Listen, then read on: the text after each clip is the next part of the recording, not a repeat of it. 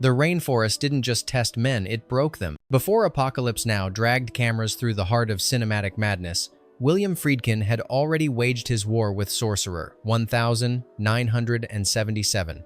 A film so volatile, so cursed, that many believe it was doomed before a single frame was shot. What began as a gritty remake of The Wages of Fear quickly spiraled into one of the most chaotic productions of the decade. Trucks weren't models, they were rebuilt hulks balanced on collapsing bridges. Explosions weren't staged, they were triggered for real, sometimes in the wrong place. And the performances weren't just acted, they were ripped from men drenched in sweat, mud, and fear. Friedkin, riding high on the legacy of The Exorcist, didn't want illusion, he wanted confrontation. With nature, with risk, with failure. Sorcerer was supposed to cement his legend. Instead, it disappeared. Premiering in the long shadow of Star Wars, the film was misread, mismarketed, and mercilessly ignored. It slipped through the cracks of film history, dismissed as an indulgent misstep. But behind its downfall lies a labyrinth of stories. Vanishing crew members, studio interference, misfired stunts, and secrets embedded in the very celluloid that nearly burned before release.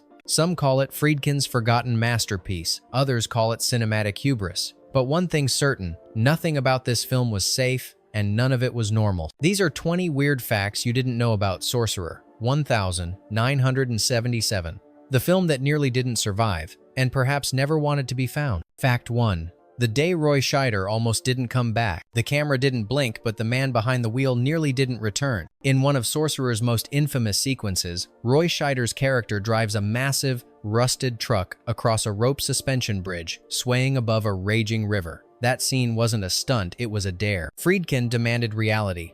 The bridge was real, the truck was real, the river below was surging with recent rains. When the tires began to slip on the soaked wooden planks, the weight of the vehicle tilted precariously. Crew members shouted. Some stopped filming, but Friedkin? He waved for them to keep rolling. Scheider, visibly shaken, later admitted he believed the bridge might give way. Safety harnesses were minimal. Stunt drivers weren't used. "What you see in my face," he once said, "wasn't acting, it was panic." The scene has become legendary for its raw intensity. But very few realize it was captured under life-threatening conditions. No backup plan, no second take. So when you revisit that trembling crossing, ask yourself, was that bravery or just a man trying to survive a director's obsession with danger? Fact 2. The title that lied to everyone. It sounded supernatural. It wasn't. The word sorcerer conjures images of rituals, spells, and demonic forces. And that's exactly what audiences expected, especially coming from the director of The Exorcist. What they got instead was diesel fumes, jungle sweat, and existential dread. The title came from the name of one of the trucks, but that explanation was buried. Marketing leaned into the mystique. Posters resembled horror thrillers. The trailers were cryptic. Viewers walked into theaters expecting possession. They left confused by nihilism. Executives begged Friedkin to change the name. He refused. The sorcerer, he explained, is the unseen evil within ourselves. But by the time audiences figured it out, they'd already walked out. The disconnect between the title and content wasn't just misleading, it was fatal to the film's success. So the question lingers, did Friedkin title his film for poetry or to punish the expectations of those who came looking for demons? Fact 3. Drowned by lightsabers. It wasn't just bad timing, it was annihilation. Sorcerer premiered in June 1977, mere weeks after Star Wars transformed cinema overnight. As crowds lined up for galaxies far, far away, Friedkin's bleak jungle odyssey opened to half-empty houses and muted reviews. Critics didn't know what to make of it. Audiences, craving wonder, recoiled from its brutality. Theaters cut its run short. Some didn't even screen it in full. Behind the scenes, there were whispers that the studio had all but given up on promoting the film, reserving their push for more marketable titles. Worse, Friedkin reportedly refused to campaign for it. He believed the work should stand on its own. The irony is painful. Sorcerer was one of the most expensive American films of its time, and it was eclipsed instantly by a sci-fi gamble shot for half its cost. So ask yourself, was it just a casualty of cultural shift? Or did someone in the system want this film to vanish quietly? Fact 4. Friedkin called the shoot hexed and had proof. Some productions are difficult. This one felt cursed. From the outset, Sorcerer encountered a string of misfortunes that felt almost designed. A set in Mexico washed away in a flood. A camera truck overturned in Ecuador. Friedkin contracted malaria. Crew members quit mid-shoot or suffered accident. Locals near one of the river locations warned the team not to build there, claiming spirits protected the land. Days later, a portion of the bridge collapsed under its own weight. Coincidence? Friedkin didn't think so. He began referring to Sorcerer as his hexed film. Compared to the supernatural horror of The Exorcist, this was something else entirely. Not demonic, but elemental. Nature pushed back, and in Friedkin's own words, it was like the film was resisting being made. The stories sound like production folklore until you see the footage. The chaos isn't just in the legend, it's in the frame. So what was really at work in those jungles? Bad logistics? Or something that didn't want to be filmed? Fact 5. A $1 million bridge that had to be built twice. What do you do when your biggest set piece is destroyed? You rebuild it and double the risk. The bridge sequence in Sorcerer is cinematic tension incarnate, but the reality behind it was even more precarious. The crew originally constructed the rope suspension bridge in the Dominican Republic only to watch it become unusable when monsoon rains swelled the river and destabilized the surrounding terrain. Instead of rewriting or compromising, Friedkin relocated to a new site in Mexico. A second full-scale bridge was built from scratch, with even less room for error. Helicopters lifted materials into remote zones. Engineers redesigned the structure to sway on purpose. Villagers were hired to help simulate rainfall with pumps and barrels. The result? A practical effects masterpiece. Trucks actually driven across collapsing planks, cables groaning, water flooding the tires, and not a frame of CGI in sight. The cost? Over $1 million. The gain? A few minutes of terror immortalized forever. But the real question is, did Friedkin achieve realism, or did he just dare fate to blink first? Fact 6. Steve McQueen wanted. In Until Friedkin Shut the Door. He could have headlined the movie but left over one word: no. Steve McQueen was Friedkin's dream lead. Coming off Papillon and The Getaway, he embodied weary masculinity. He read the script, he liked the part, he even asked to join the cast on one condition: his wife, Ali McGraw, had to be allowed on location. Friedkin declined. The shoot was in dangerous remote areas. Conditions were brutal: no guests, no spouses, no exceptions. McQueen tried to negotiate. He offered to reduce his fee, cover travel costs, anything. Friedkin didn't budge. McQueen walked. That one decision changed the film's trajectory. Without McQueen's star power, Sorcerer lost marketing leverage, and while Roy Scheider gave a visceral performance, he lacked McQueen's box office gravity. Was Friedkin protecting the production or his pride? Because in the end, he lost his lead actor, and maybe the audience that would have followed him. Fact 7. The crew mutiny that triggered a mid-shoot overhaul. By week 10, the set felt less like a movie and more like a battlefield. Tensions on Sorcerer didn't just run high, they exploded. As delays mounted and weather ruined schedules, Friedkin's already infamous intensity escalated into fury. He clashed with department heads. Technical misfires were met with tirades. Eventually, the crew pushed back, some verbally, others by walking off entirely. Friedkin's response? Fire and replace. Reports say he dismissed over a dozen key crew members, including the first assistant director and the cinematographer. He brought in new hires overnight, many flown in from his trusted inner circle. The sudden personnel shift caused chaos. Continuity issues emerged. The new team had to learn the complex setups midstream, but Friedkin saw it as purification. He didn't want compliance, he wanted shared obsession. Years later, former crew members recalled the production as traumatizing. Friedkin called it necessary. So was this creative control,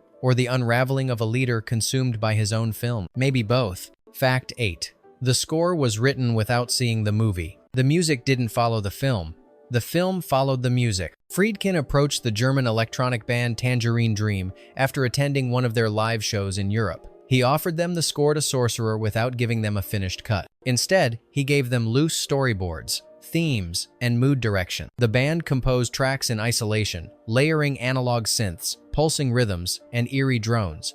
They sent him a full suite of music, and Friedkin, captivated, began editing entire sequences around those sounds. It was an inversion of the standard process. No temp score, no cue sheets, just atmosphere dictating action. The soundtrack became a heartbeat of the film, mechanical, relentless, alienating.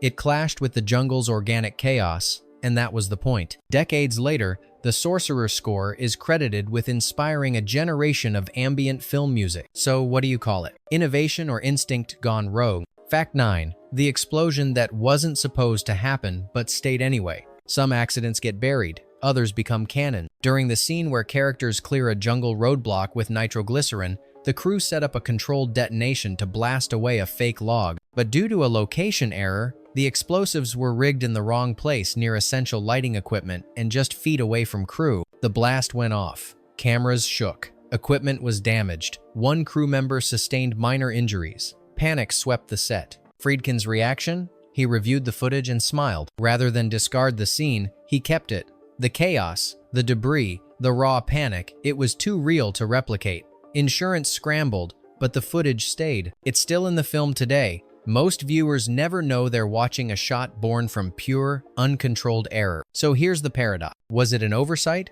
or the film's most honest moment? Fact 10.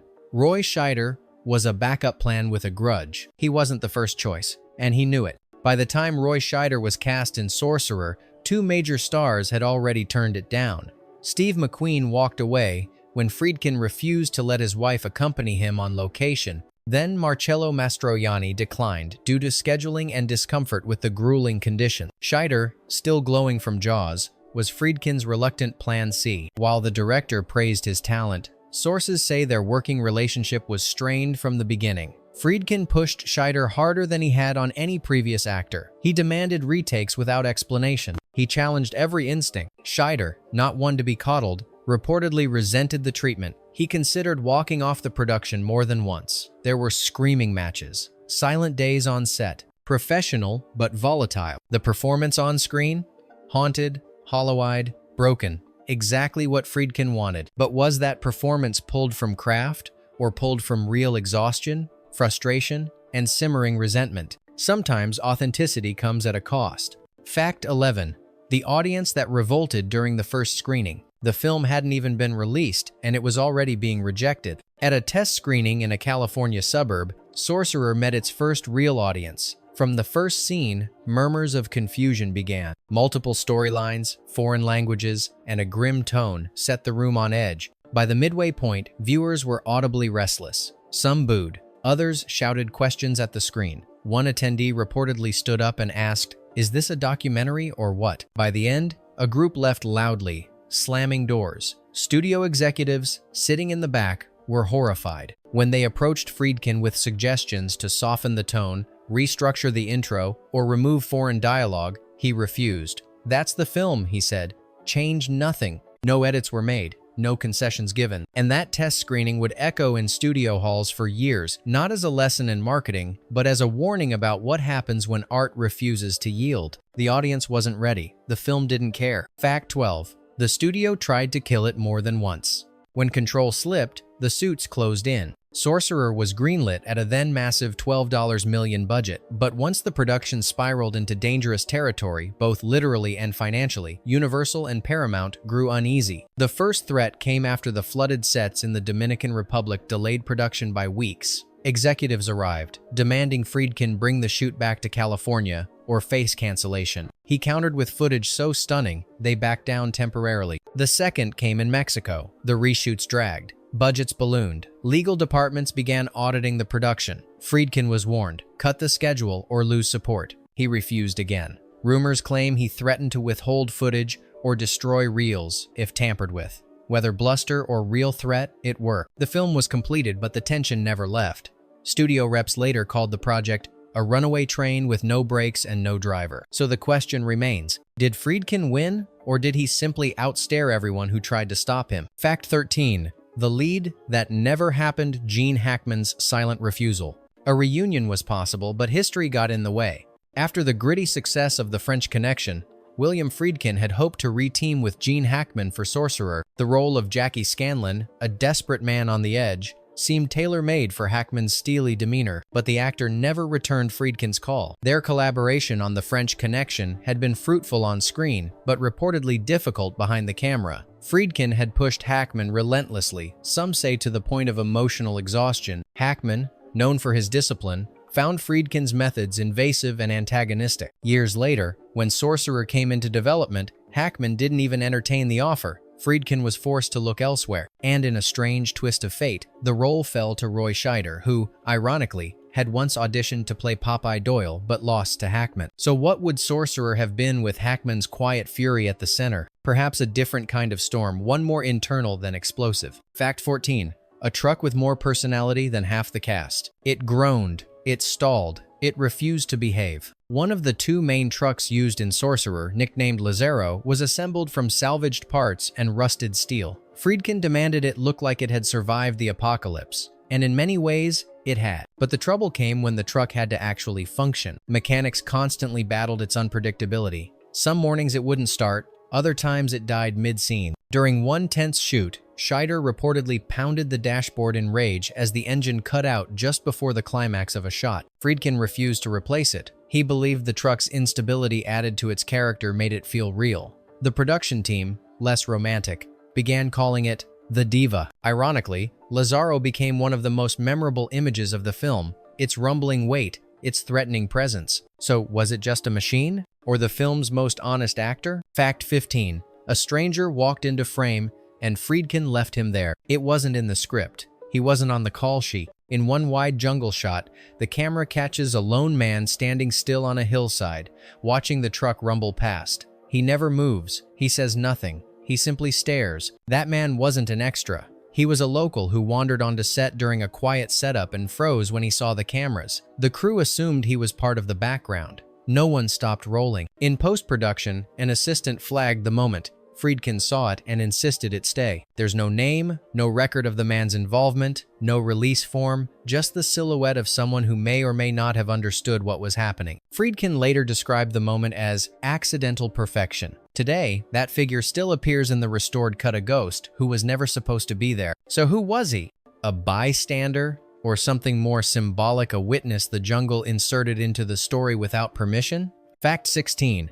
The jungle soundtrack you were never supposed to notice. The jungle in Sorcerer doesn't just look threatening, it sounds wrong. That's no accident. Despite shooting in real tropical locations, Friedkin found the natural audio underwhelming. The insects were too soft, the birds too familiar, the wind lacked menace. So, the sound team crafted an artificial environment.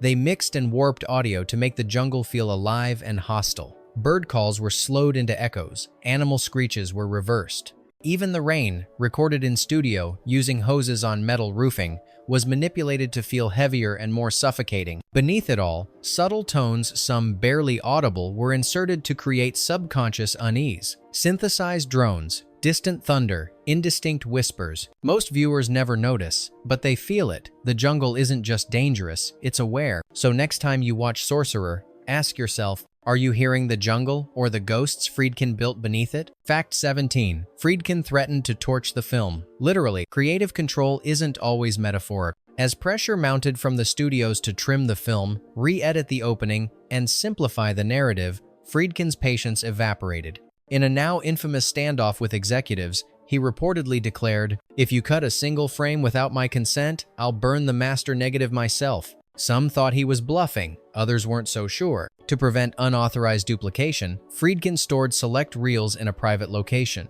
Editing access was restricted. He even had a backup locked in a separate facility just in case. One assistant editor later claimed Friedkin slept in the editing room for 3 nights straight, guarding the reels. Was it ego, control, or fear that Sorcerer, already misunderstood, would be mangled before release? Whatever the motive, one thing is clear. Few directors have ever stood between their film and the fire quite so literally. Fact 18. The ending that was too bleak to keep. The ending of Sorcerer is grim, but it was meant to be even darker. In the theatrical cut, we leave Scanlon in a desolate village bar as a suspicious car arrives outside.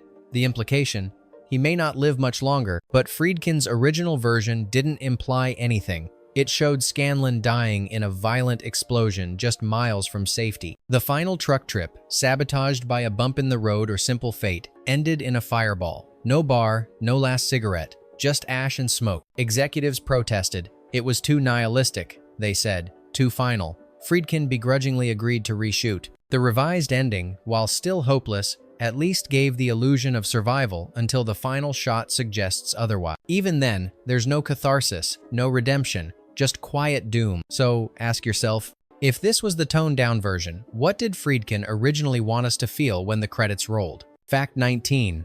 the resurrection that took 4 decades. For years, Sorcerer was more rumor than relic. After its commercial failure, the film slipped into obscurity. Conflicting studio ownership between Paramount and Universal delayed any home video release. When it did surface, the transfers were poor, faded color, scratchy audio, cropped frames. Even fans couldn't agree on what the film was supposed to look like. Worse, the original negative had begun to deteriorate. Stored improperly and rarely accessed, it showed signs of physical decay by the late 1990 seconds. Then, decades after its release, Friedkin decided it was time for a rebirth. He personally tracked down archival materials, negotiated legal rights between the studios, and oversaw a complete 4 Kelvin's restoration. Every frame was rebuilt, every sound remastered, and in 2013, Sorcerer re-premiered at the Venice Film Festival, not as a curiosity, but as a revelation. Critics who once dismissed it called it visionary, a lost masterpiece, a film ahead of its time. So what changed? The film or the world finally catching up to its darkness? Fact 20.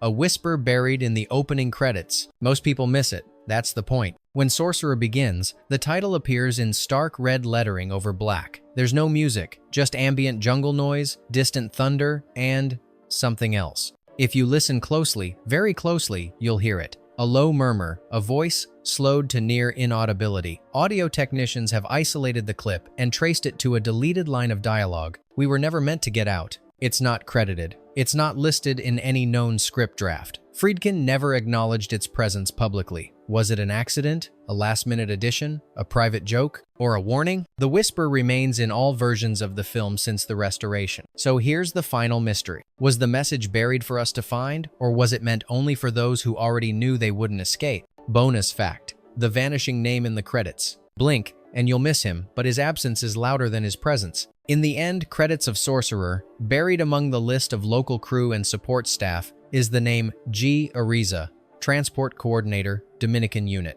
It seems innocuous, just another line, but when researchers compiling the restoration tried to contact former crew, no one could verify who G. Ariza was. There were no contracts, no payroll logs, no address or emergency contact. A few crew members vaguely remembered a man who handled trucks and fuel runs, but no one could describe him in detail. Some even speculated he wasn't real, a filler name to mask someone working off the books. When Friedkin was asked directly about the name in a 2015 interview, he paused, then said, "If he's there, I must have had a reason, but I don't recall the man." Some believe Ariza may have handled sensitive logistics during filming black market fuel, backroad permits, or bribery. Others think he vanished before the film wrapped, and Friedkin credited him anyway as a tribute or a warning. But one possibility remains the most chilling. What if the man never existed and the jungle wrote his name into the film on its own? You've just heard the untold story of a film built on chaos, buried by the industry, and resurrected by obsession. But which of these facts do you think was too strange to be accidental? Was it sabotage, superstition, or just the price of chasing authenticity? Let us know what you believe in the comment. And if there's another film that history tried to erase, tell us before it disappears again.